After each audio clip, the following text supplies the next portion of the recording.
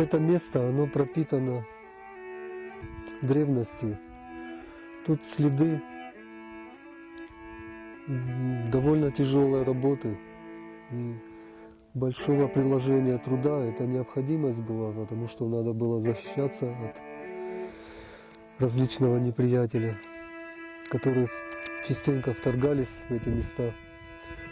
И можно даже позавидовать вот тому духу и тому мужеству наших предков, которые в таких тяжелых условиях не только выживали, но еще занимались ремеслами, занимались музыкой и делали окружающий мир добрее.